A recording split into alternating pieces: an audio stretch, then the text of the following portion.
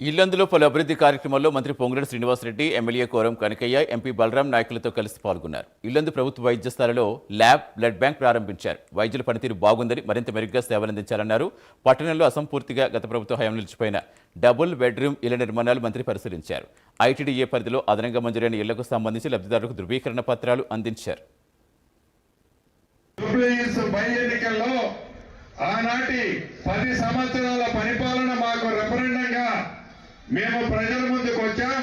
మేము గెలుస్తామని కారు కోతలు కూసిన ఆనాటి మాజీ మంత్రులకు ఎర్రటి కర్రు కాల్చి ఓత 2 రోజుల క్రితమే పట్టణంలో ఉండే ప్రజలు కూడా కర్రు కాల్చి ఓత పెట్టారు.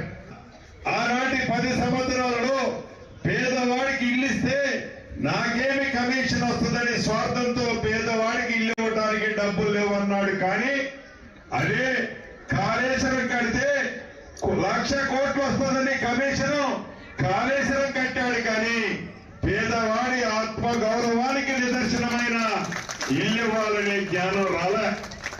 మొన్న జూబ్లీహిల్స్ ఎన్నికల్లో ఆ ఎన్నికల సభలో చెప్తున్నాడు ఆనాటి మాజీ మంత్రి, మేము 1,00,000 ఇల్లు కట్టాం, 1,50,000 ఇల్లు కట్టాం, అవన్నీ మేము కట్టినాయి అని చెప్తున్నాడు.